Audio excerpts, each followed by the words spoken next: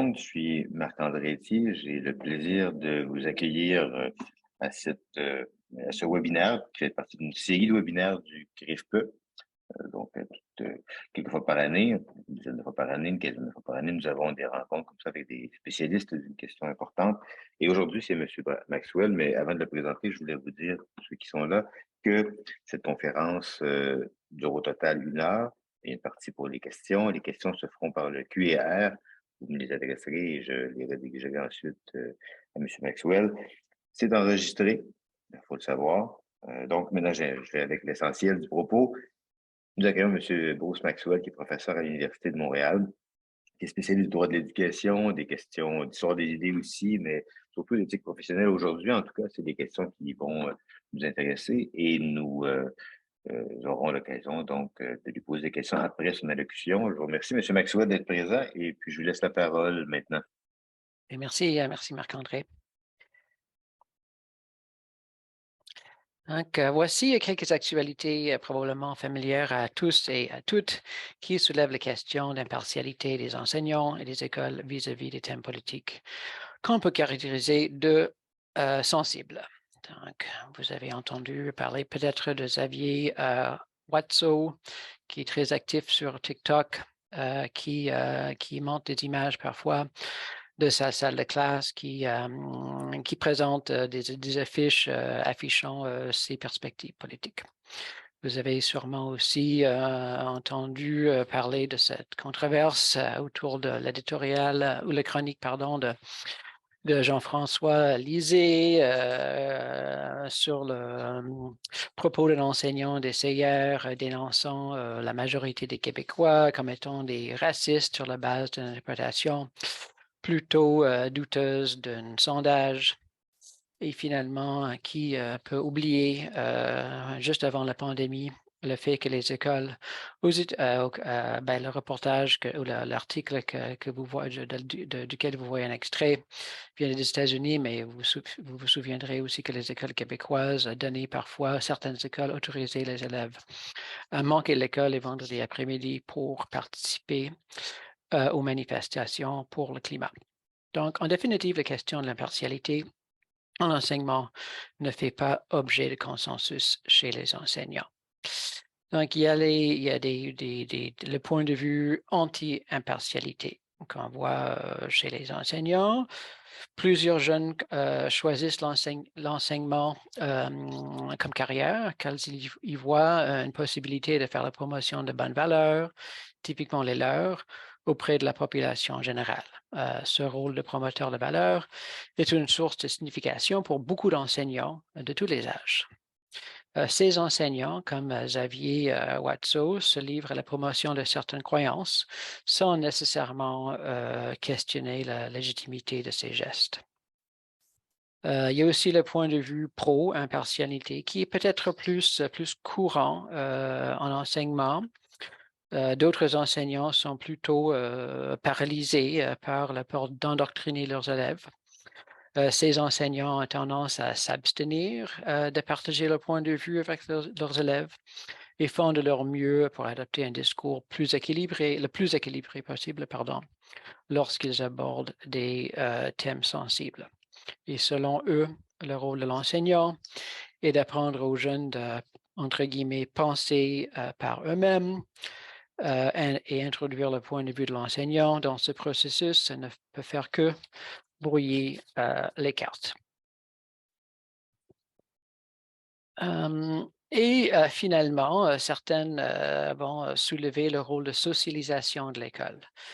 En même temps, demeurer impartial, peu importe ce point de vue pour ou contre l'impartialité comme enseignant, demeurer impartial vis-à-vis de tous les thèmes sensibles semble pour plusieurs inacceptable aussi. Car un rôle incontournable de l'école, notamment publique, est de socialiser les élèves et cela signifie en partie faire la promotion de certaines valeurs prônées par la société, par exemple l'égalité homme-femme et d'autres droits fondamentaux, la non-violence, la tolérance, la démocratie. Et dans ce cas, on peut se demander si c'est acceptable pour un enseignant d'assumer une posture d'impartialité lorsque on aborde la question de l'intimidation, par exemple, ou l'homosexualité.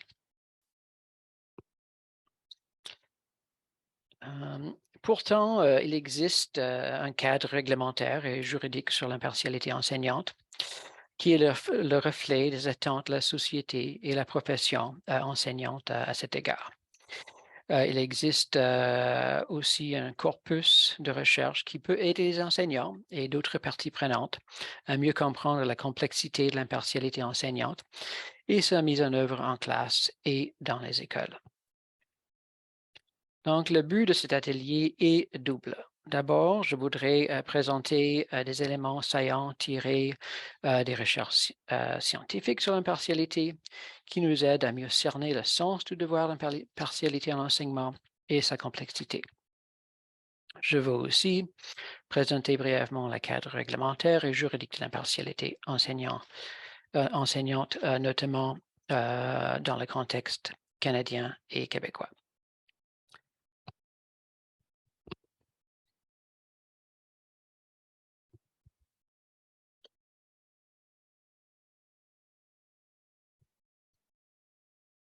Même si la neutralité et l'impartialité sont souvent considérés comme étant synonymes, suivant l'article et l'analyse classique de Kelly de 1986, il est fort utile de les distinguer.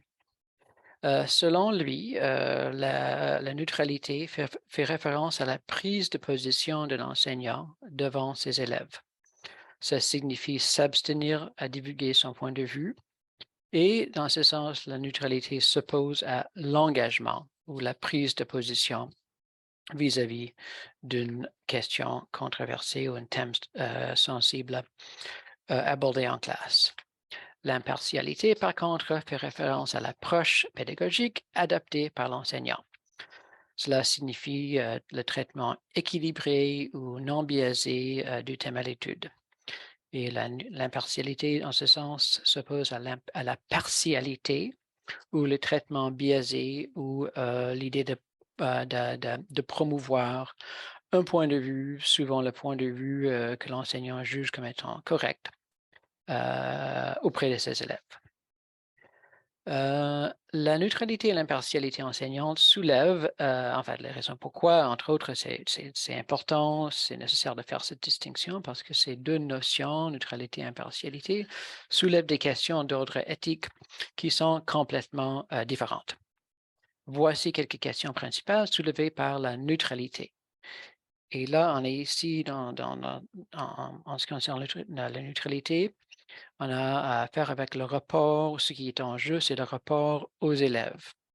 À quel point la prise de position explicite de l'enseignant influe-t-elle les opinions et les affirmations des élèves, émulation, cherche d'approbation, peur de représailles, et aussi quel est l'impact de ma divulgation sur la dynamique de classe. Les élèves vont-ils ajuster leur comportement s'ils connaissent le point de vue de l'enseignant? Quelques questions soulevées par l'impartialité, qui est rapport à l'objet de l'enseignement ou le rapport au savoir. C'est à quel point mon traitement pédagogique d'un thème est représentatif du débat public, par exemple.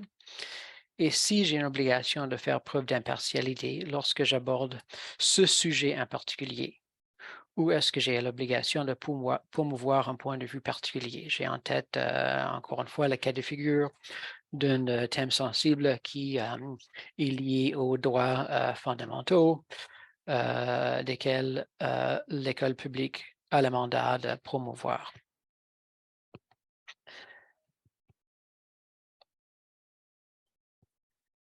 Les réponses que l'enseignant donne à ces questions orientent de façon très concrète le choix de posture adopté dans l'enseignement des thèmes sensibles. Comme l'observe Kelly, si nous organisons ces concepts dans une matrice, elle génère 4 conceptions aisément reconnaissables du rôle de l'enseignant. On a d'abord l'impartialité neutre, où l'enseignant ne divulgue pas son point de vue et son approche pédagogique est équilibrée. C'est la posture pédagogique de prédilection de la majorité des enseignants. Il y a aussi l'impartialité engagée, où l'enseignant divulgue son point de vue et son approche pédagogique est équilibrée. C'est l'approche préconisée par, je dirais, la majorité des auteurs, des universitaires, des chercheurs qui se sont penchés sur les questions. Des chercheurs comme Wayne Journal, Kelly lui-même et Mary Warnock dans son article classique de 75. Troisième conception, c'est la partialité neutre, où l'enseignant ne divulgue pas son point de vue et son approche pédagogique est engagée. Donc, vous comprenez que cette approche est possible, mais c'est hautement messager, donc assez rare en enseignement. Quatrième conception, c'est la partialité engagée, où l'enseignant divulgue son point de vue et son approche pédagogique est engagée. Et c'est l'approche pédagogique préconisée face aux enjeux soulevant des droits fondamentaux.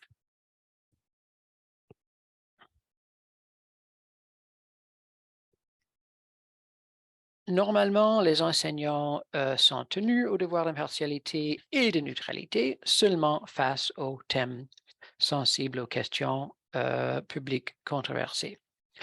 Mais encore une fois, certains diront de façon très plausible que ce n'est pas toujours le cas.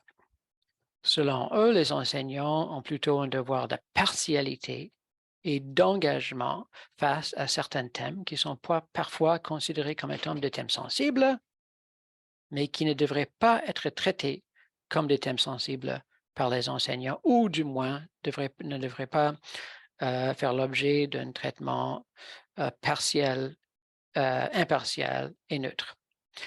Par exemple, il a mentionné l'homosexualité, le racisme, le sexisme, l'intimidation à l'école et même peut-être le changement climatique et la théorie de l'évolution.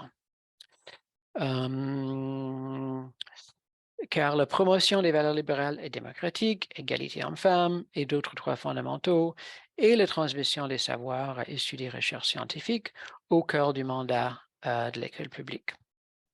La question est donc, face à cette situation, non, et de savoir, existe-t-il des thèmes sensibles qui doivent être enseignés de façon partiale et engagée?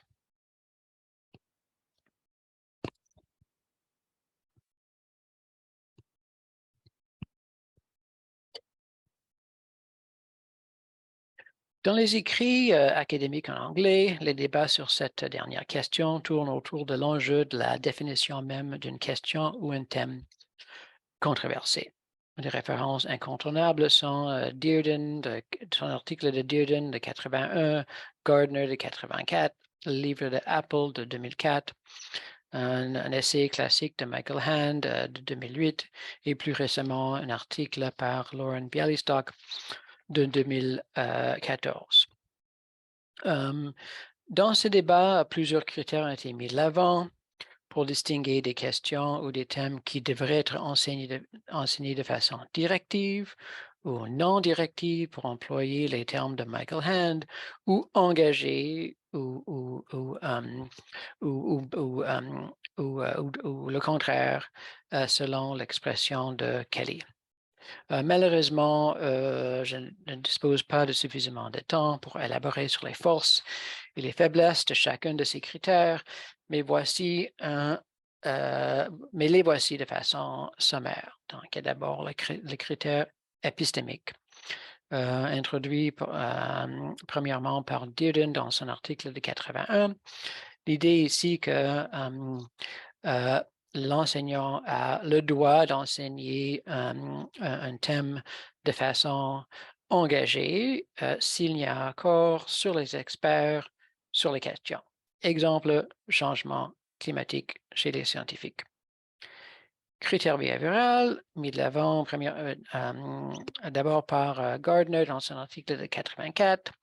L'enseignant a l'obligation de faire preuve d'impartialité et de neutralité lorsqu'il aborde une question par rapport à laquelle il y a un désaccord de fait parmi la population. comme par exemple le changement climatique. Hein, vous voyez déjà un problème, n'est-ce pas? Il y a aussi, troisièmement, le critère politique élaboré par Apple dans son livre de 2004.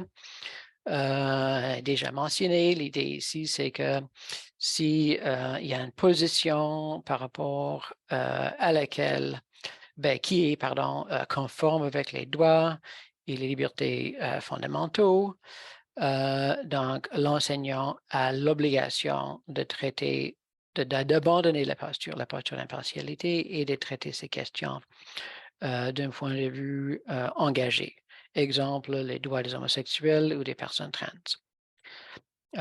Et quatrièmement, je vais mentionner brièvement une tentative que j'ai faite dans un article très, très récemment, où j'essaie de faire un peu d'ordre dans ces débats en mettant de l'avant un critère praxiologique qui mise sur la notion de désaccord, de fait, pas dans un sens absolu, mais dans la communauté école et en fonction d'intention publique. L'idée de base, c'est que le choix d'impartialité ou non que l'enseignant a l'obligation d'adopter est déterminé en fait par des contextes, par des facteurs contextuels plus que des critères absolus comme les critères élaborés par Dearden, Gardner et Apple. Les références sont sur la diapositive si ça vous intéresse d'y aller plus loin.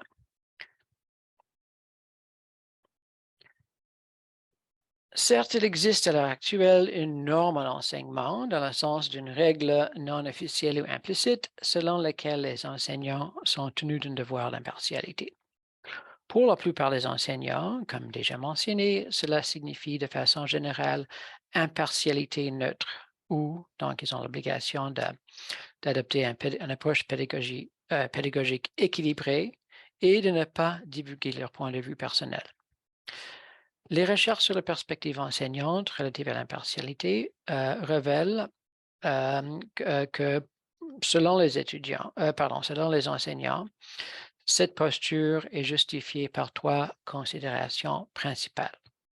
D'abord, il y a la reconnaissance de la liberté d'apprendre des élèves, le droit de développer leur propre point de vue. Les enseignants sont aussi préoccupés souvent par un peur d'indoctriner ou d'influencer indûment leurs élèves s'ils présentent leur point de vue devant eux dans un contexte pédagogique ou didactique. Troisièmement, dans un ordre complètement différent, plusieurs enseignants craignent des représailles ou des désapprobations, soit de la part des parents, des élèves, des collègues, de leur employeur, s'ils partagent leur point de vue sur un thème sensible avec leurs élèves.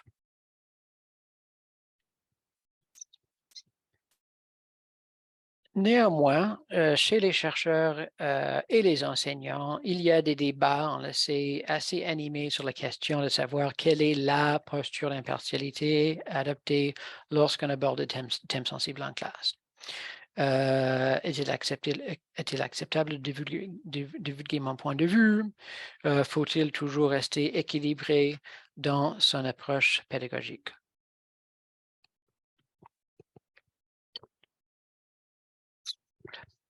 Et comme a mentionné les chercheurs sur ces questions, les universitaires ont tendance à militer en faveur de la posture d'impartialité engagée.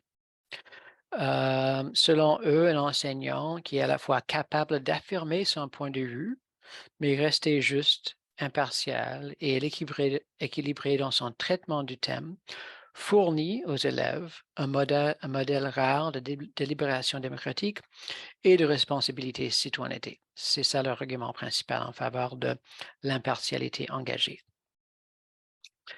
Cependant, l'un des résultats les plus importants de la programmation de recherche relativement récente de Diana Hess sur l'enseignement des thèmes sensibles est que malgré les discours professionnels et académiques assez essentialistes sur ces questions, l'utilisation de l'impartialité par les enseignants est souvent très souple et flexible.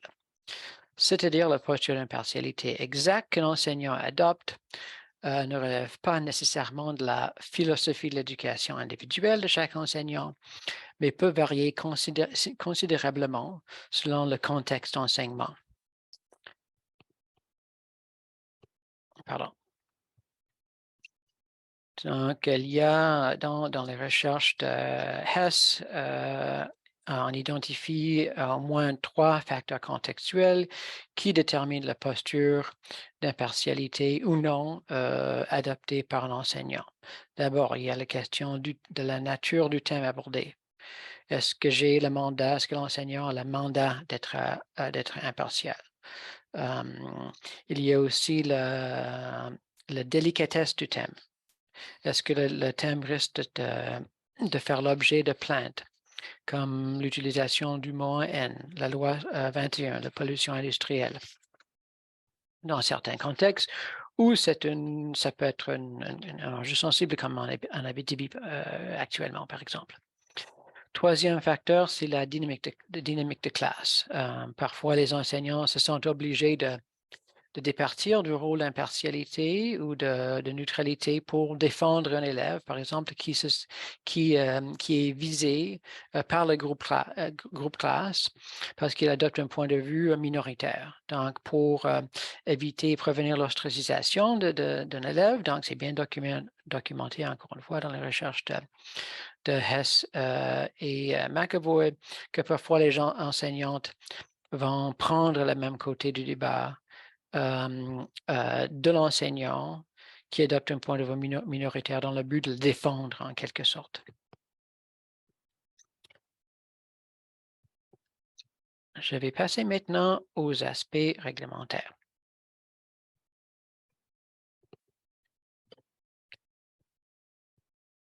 Quoi qu'il en soit, en plus d'être une norme implicite selon plusieurs enseignants, un devoir général d'impartialité figure aussi dans plusieurs codes de déontologie pour les enseignants. Il existe aussi une jurisprudence qui sert à fixer des normes juridiques relatives à l'impartialité en enseignement. Pour clore la présentation, je vais dire un mot rapidement sur chacun de ces aspects réglementaires de la question.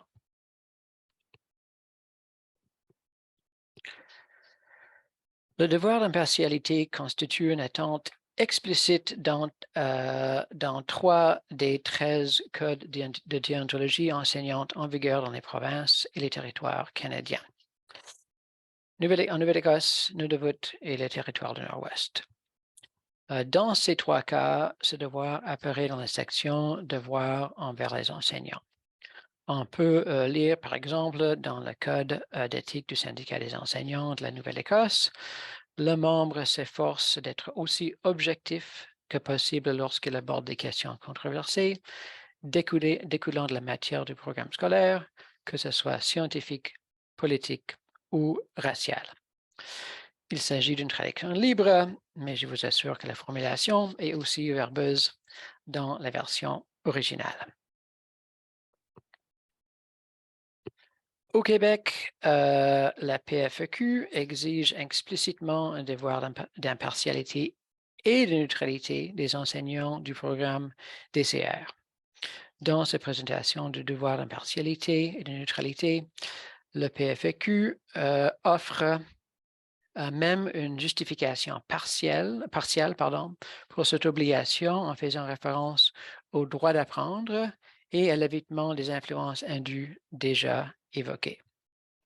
Dans les extraits que vous voyez sur l'écran du PFEQ, le devoir d'impartialité est surligné en rouge, tandis que le devoir de neutralité est surligné en jaune. Je vais juste lire l'un des 2 extraits à titre d'exemple, peut-être le deuxième. Pour le personnel enseignant, la mise en œuvre de ce programme d'éthique et culture religieuse comporte des exigences nouvelles quant à la posture professionnelle adoptée. Puisque ces disciplines renvoient à des dynamiques personnelles et familiales complexes et parfois délicates, un devoir supplémentaire de réserve et de respect s'impose au personnel enseignant qui ne doit pas faire valoir ses croyances ni ses points de vue. Plusieurs commentateurs, notamment Denis Jeffrey, qui est peut-être là aujourd'hui. Si oui, je te salue, Denis. Et Stéphanie Gravel, dans son texte qui est quasiment devenu classique sur la question de neutralité enseignante de 2012, ont remis en question la raison pour laquelle le PFQ n'exige pas la neutralité et l'impartialité de façon explicite pour les enseignants, pour les enseignants du programme DCR. Car évidemment, des sujets abordés dans d'autres cours, français, histoire, sciences et j'en passe, renvoient aussi à des dynamiques personnelles et familiales complexes et parfois délicates.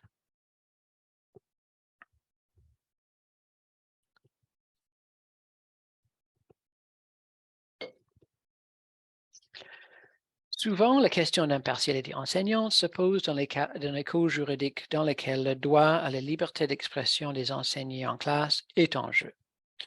Vous voyez sur l'écran 3 exemples tirés de la jurisprudence américaine et canadienne. Il y a l'affaire Webster de 1980 sur l'enseignement du créationnisme dans une école publique. L'affaire Morin, entendue par la Cour suprême du Canada en 2002, où l'enseignant voulait porter un regard critique sur les religions dans un cours d'univers social, effectivement l'équivalent. Et troisième, l'affaire de Meyer, entendue par le cours du 7e circuit des États-Unis en 2007, où un enseignant a exprimé son opposition à la guerre en Irak devant sa classe dans une école primaire. Les cours canadiennes et américaines ont tendance à concevoir le devoir d'impartialité comme étant un aspect d'une obligation plus large chez les enseignants d'exercer le droit en question, donc le droit à la liberté d'expression en classe, de manière raisonnable et responsable. Pour faire une très longue histoire très courte, la norme juridique qui a évolué dans la jurisprudence conçoit le devoir d'impartialité comme le devoir de ne pas faire la promotion de ses points de vue personnels auprès de ses élèves. Ainsi, les attentes envers les enseignants sont assez, à mon avis, raisonnables et réalistes. On ne s'attend pas à ce que l'enseignant soit parfaitement objectif, dans le sens d'être impartial dans son traitement des thèmes sensibles. On ne lui demande même pas de faire preuve de neutralité, soit de s'abstenir de donner son point de vue. Le devoir consiste plutôt à enseigner de telle manière à ce qu'on évite de donner une impression qu'on impose ses idées personnelles, politiques sur ses élèves. Cette conception du devoir d'impartialité, selon les juges, découle d'un ensemble de devoirs interdépendants et fondamentaux en enseignement. Le devoir de ne pas abuser de sa position d'autorité, le devoir de protéger les élèves en tant que public captif et finalement le devoir de maintenir la confiance du public envers le système éducatif. Cette citation du juge Abella de la Cour suprême du Canada, tirée du jugement Loyola de 2015, résume à mon avis très bien la norme juridique de l'impartialité enseignante. Enseigner des valeurs éthiques d'autres religions est en grande partie une démarche factuelle. Le fait de demander aux enseignants de Loyola d'expliquer d'autres religions et positions éthiques aussi objectivement que possible ne les oblige pas non plus à renier leurs propres convictions. Il s'agit plutôt d'un outil pédagogique utilisé par les bons enseignants depuis des siècles. Laisser la matière et non leurs opinions personnelles orienter la discussion. Les enseignants sont clairement tenus à un devoir d'impartialité et qui doit être pris au sérieux, à mon avis. Il s'agit d'un devoir hautement normé dans le sens que la profession enseignante, par le biais des codes d'éthique et étant implicite, et la société, par le biais du cadre réglementaire et à la jurisprudence, s'attendent à ce que les enseignants font preuve d'impartialité lorsqu'ils abordent des thèmes sensibles en classe. Cependant, comme on a vu dans la présentation, c'est aussi un devoir hautement complexe, dans le sens où plusieurs facteurs contextuels interviennent pour moduler sa mise en œuvre et ses qualités éthiques, notamment la nature du thème abordé, la dynamique de classe et les intentions pédagogiques de l'enseignant. Voici en conclusion quelques questions directrices qui peuvent aider les enseignants à faire preuve de professionnalisme vis-à-vis du devoir d'impartialité. Est-ce que je suis en train de faire valoir de mon point de vue? Est-ce que je fais un effort de bonne foi pour traiter le thème de manière équilibrée? Que serait l'impact du rapport avec mes élèves si je partage mon point de vue avec eux? Quelle est mon intention pédagogique? De transmettre des connaissances ou aider les élèves à développer leur capacité critique? Et finalement, est-ce que mon enseignement modélise l'idéal de délibération démocratique que je souhaite promouvoir chez mes élèves? Voilà, c'est tout. Merci de votre attention. Merci Bruce de votre présentation. Nous sommes maintenant prêts pour la partie questions et réponses. Je vous rappelle, je suis Marc-André Laitier, j'agis en tant que modérateur, je suis le directeur du CRIFP national.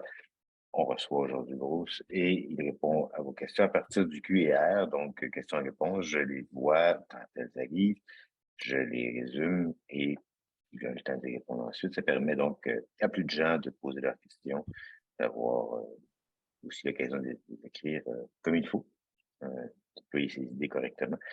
Merci beaucoup, Bruce, pour cette présentation-là. Pendant que les gens pensent à leurs questions, je demandais moi-même s'il est...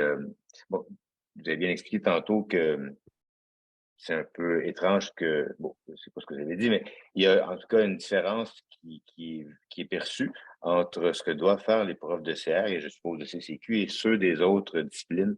Est-ce que... Est-ce qu'il y a des recherches que vous connaissez qui se posent des questions sur la façon dont, au Québec ou ailleurs, des profs d'autres disciplines vivent ce devoir d'impartialité ou non et d'engagement ou non, de neutralité ou non? Est-ce que ça existe? Est-ce que c'est un Mhm. problème?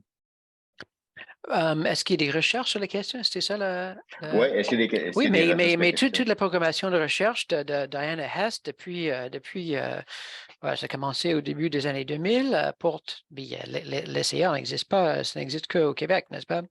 Donc, ça, on parle souvent des enseignants de l'univers social ou social studies aux États-Unis, sciences et aussi l'histoire. Une autre programmation de recherche vraiment que je recommande, qui est fascinant, c'est celui de Wayne Journal, qui a fait des études très, très fines là, sur la façon dans laquelle les enseignants d'univers social ou social studies abordaient ou négocier les débats, les discussions autour de la campagne présidentielle, la campagne de 2016, de 2016 et 2012 aussi.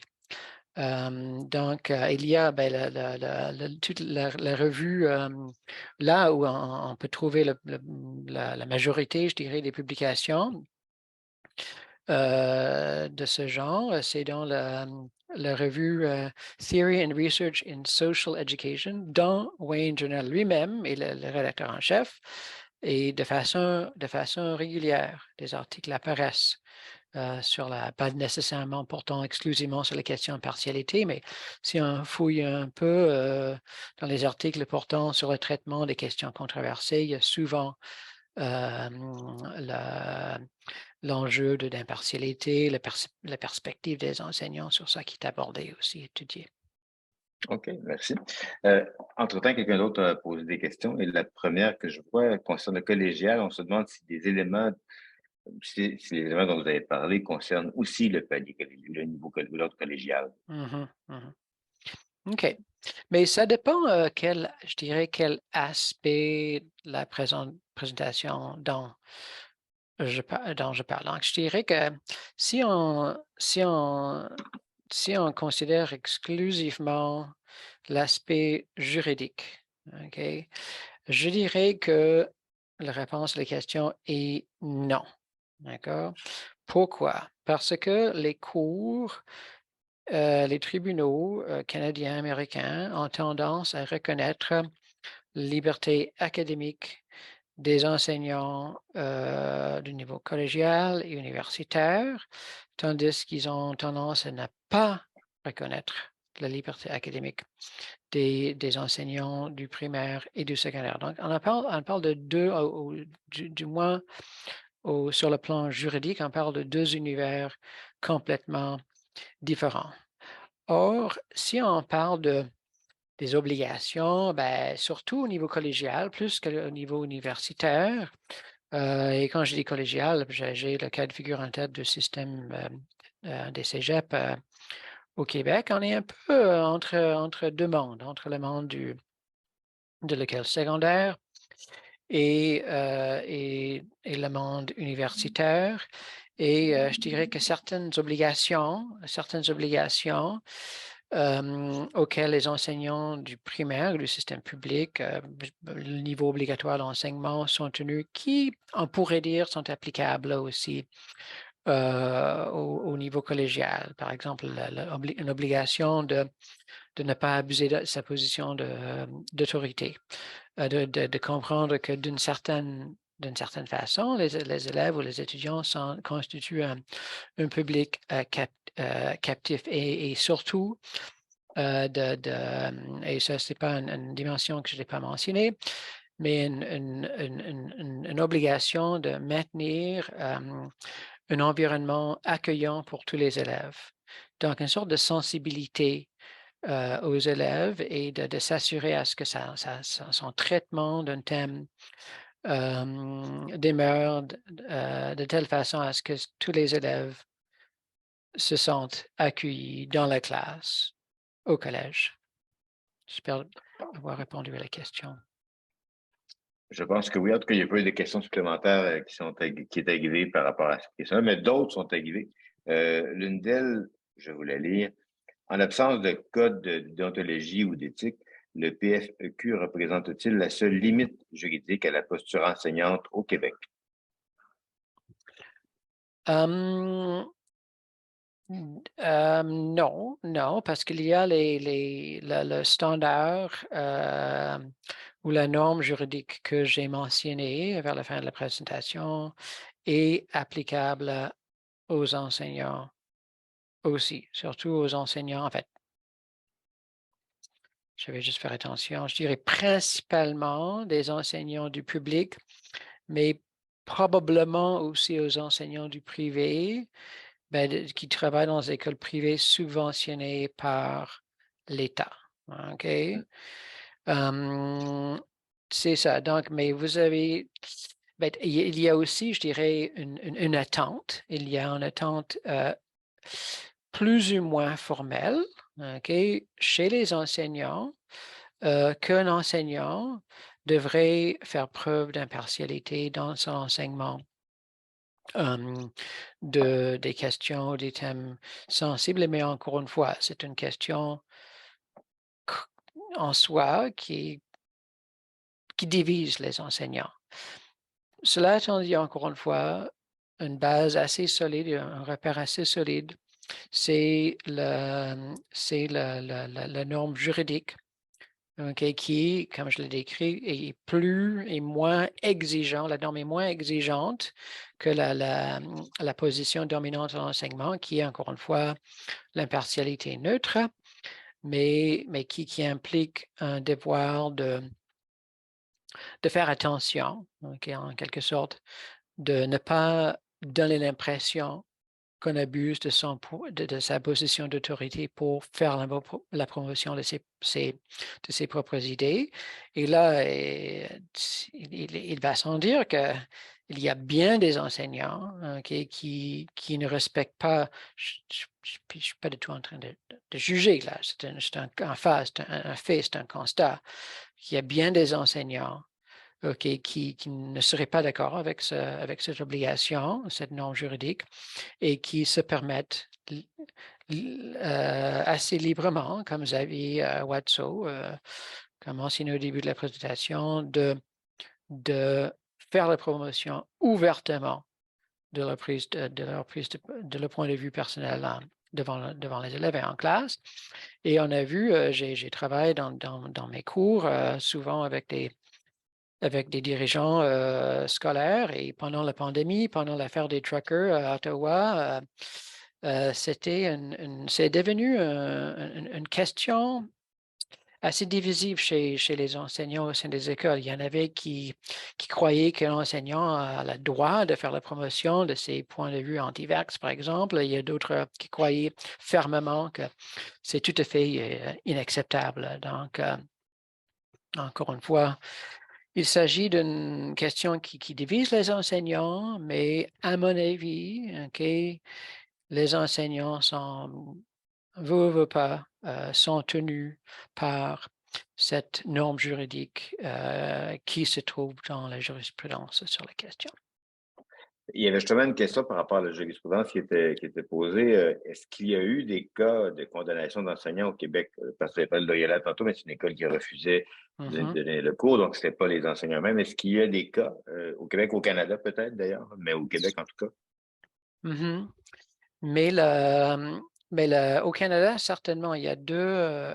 Au Québec, pas à ma connaissance, mais les références juridiques dans la jurisprudence canadienne, ce sujet, c'est l'affaire Morin de 2002. Je pense que j'ai dit que c'était entendu par la Cour suprême du Canada, ce qui est tout à fait faux. Oui. C'était entendu par la Cour d'appel de l'île de Prince-Édouard, mais c'était refusé en appel à la Cour suprême du Canada, qui fait en sorte que le jugement a le même statut juridique qu'un jugement de la Cour suprême du Canada.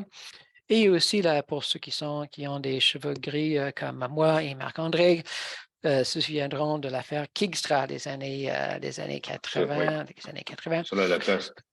Exactement, exactement.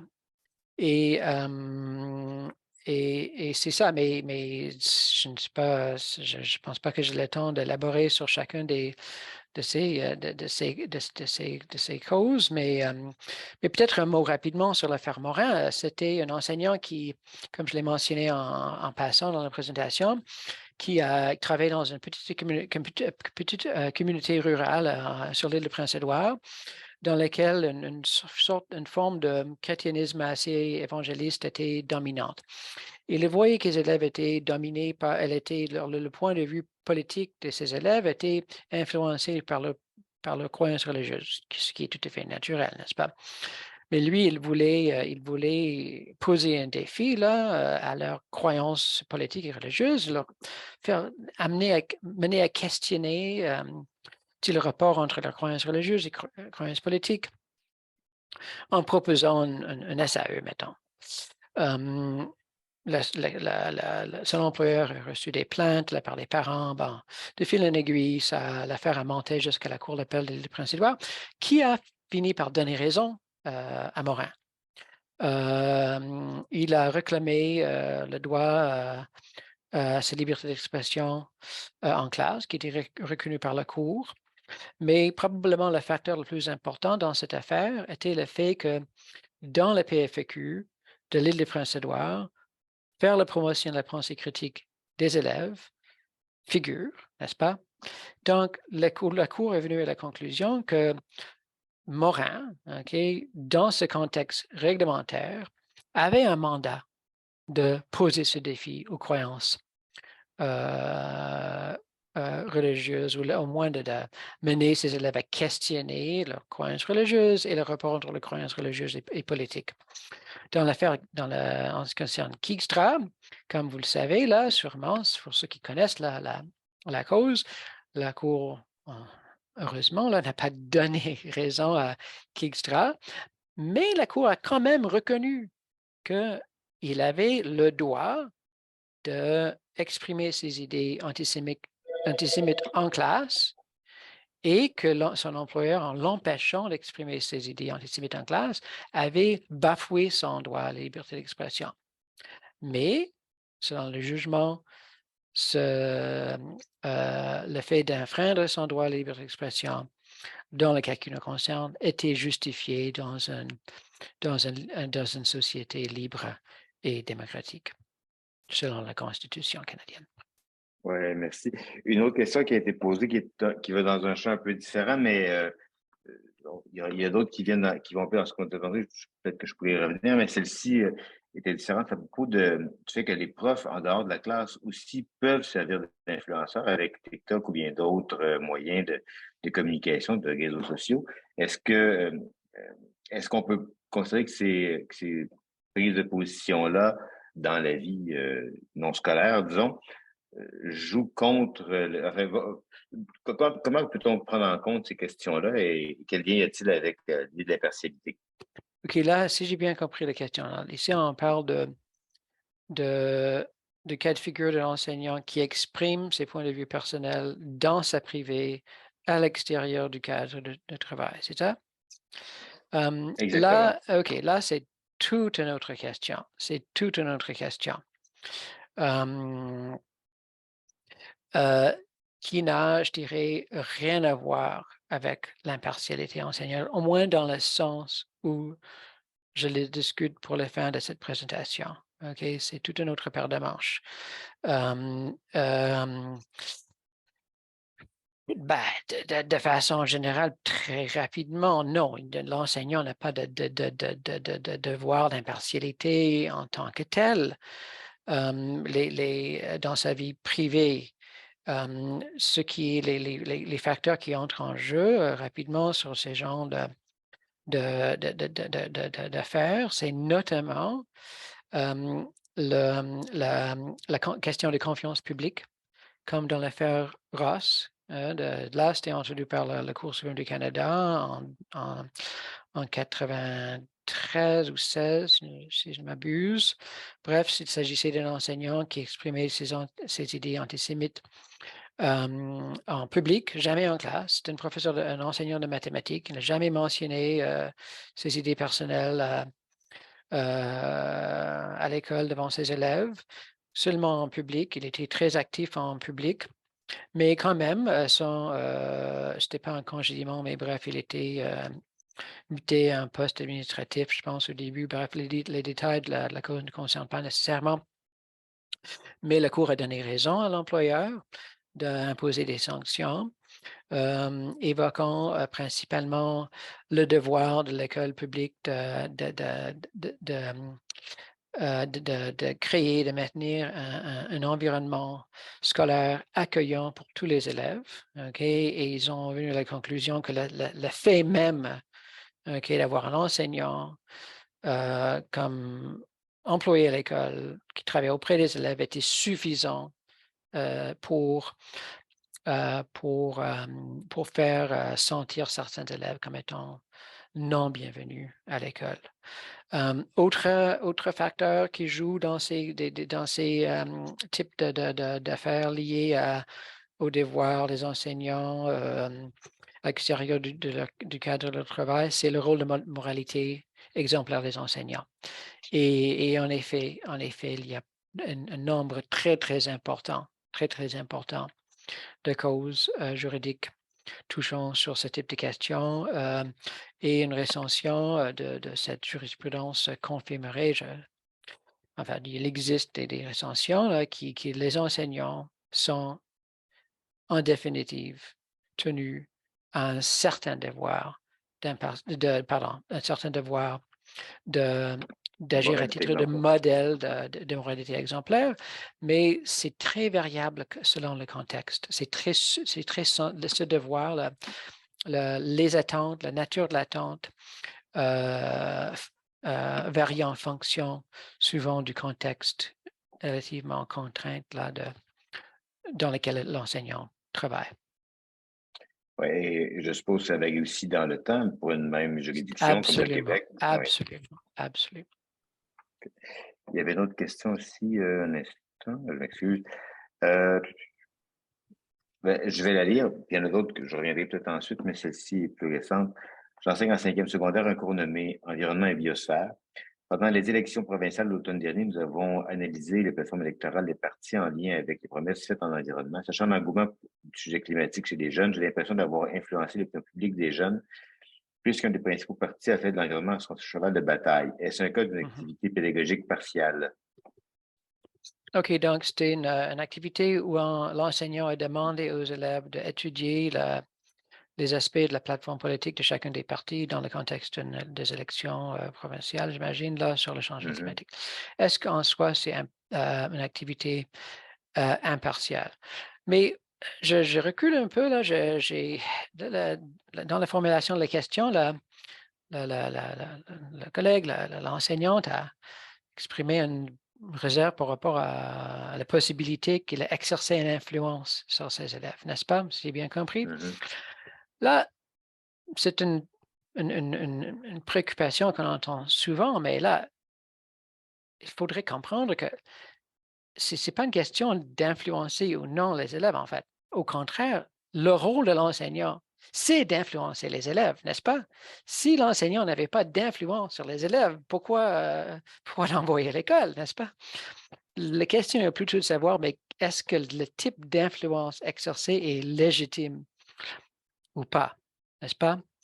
Et encore une fois, là, si on revient au standard juridique sur les questions que j'ai présenté de façon sommaire, ça dépend exactement l'activité est menée, mais si l'emphase était sur le contenu de plateforme, s'il n'y avait pas de partie qui était exclue, s'il n'y avait pas s'il y avait si une position d'une certaine partie était critiquée, mais non pas sur la base des faits, mais plutôt de façon émotive ou très personnelle de la part de l'enseignant. Là où on est plus vers une approche qui ne rencontre pas la norme juridique d'impartialité. Mais encore une fois, si on peut exprimer son point de vue, OK? L'important, c'est vraiment de mettre l'emphase sur les informations, sur les faits et surtout de faire attention à ne pas donner l'impression aux élèves, aux parents, aux collègues, à l'employeur qu'on abuse de sa position d'autorité dans le but de diriger ses élèves vers une certaine réponse à la question et de dénigrer des points de vue qui ne sont pas conformes avec sa propre point de vue. Ouais, donc, faut pas faire en sorte qu'ils se sentent qu'ils sont obligés d'être d'accord avec nous pour bien réussir. Faut séparer Mhm, les deux. OK. Une autre question qu'il y avait ici, c'était à propos des écoles religieuses, dont certaines ont une tendance très conservatrice, par exemple, des écoles où il y aurait de l'homophobie mhm. institutionnelle, je dirais. Euh, Doivent-elles s'aligner et peuvent-elles conserver ces tendances? Quelle devrait être l'attitude des enseignants dans un contexte pareil? Donc, j'imagine sur un enseignant qui n'adhère pas nécessairement ou qui adhère, peu importe, mais à ces idées-là, est-ce qu'il doit, que doit-il faire?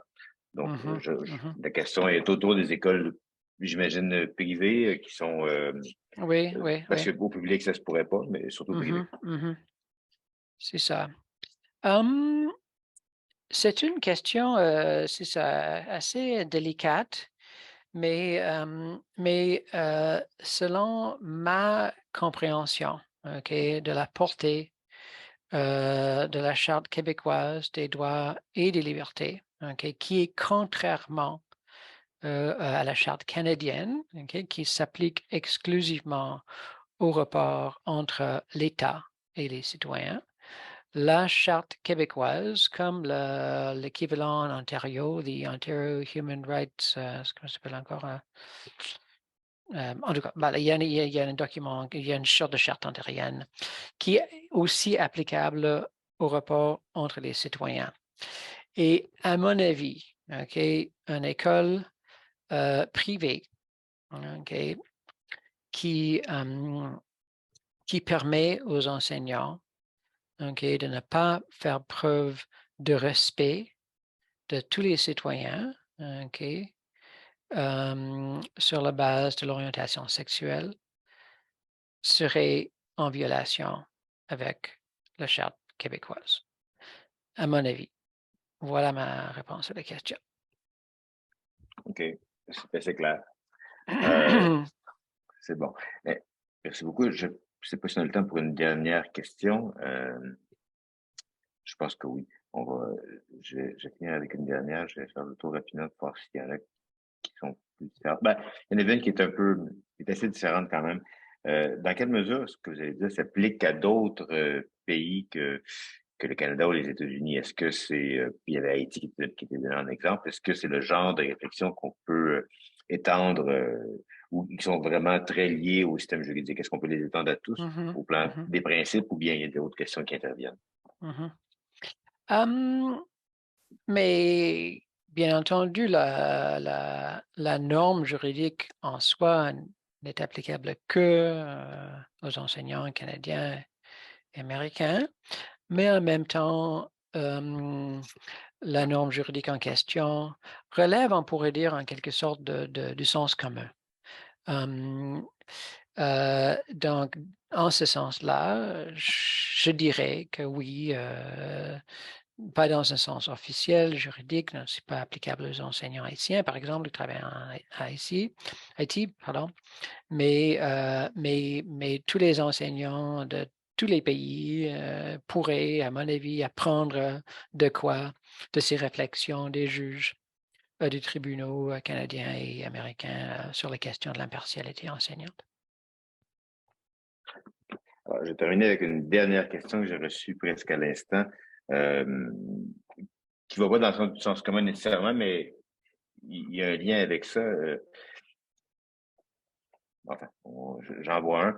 Euh, certains sujets peuvent être perçus comme étant liés, non pas au sens commun, mais là au bien commun, par exemple les changements climatiques. Est-ce que on pourrait considérer que si des débats sont liés à des questions de bien commun, on devrait on devrait les traiter différemment, les Mhm, traiter en classe davantage en étant engagés, ce serait raisonnable. Puis ça va avec le sens commun, il me semble que de dire oui, mais et aussi avec ce que vous avez dit tantôt sur le fait qu'il y a un débat dans la société, un critère plus pragmatique, mais pas nécessairement. Donc j'aimerais vous entendre là-dessus. C'est une question qui vient d'être mhm, posée mhm. par rapport à ces critères-là. OK, OK. Mais je ne sais pas si c'est tout à fait clair ce qu'on entend par en lien avec le bien commun, mais il me semble que dans un sens général, presque tous les thèmes sensibles, au bout du compte, on peut les lier au bien commun. Je pense que ce qui est relativement particulier presque unique en ce qui concerne les débats ou les enjeux de société autour du changement climatique, c'est que c'est aussi une question scientifique. Okay? Il y a une question, la dimension normative est beaucoup moins saillant. Il y a aussi un consensus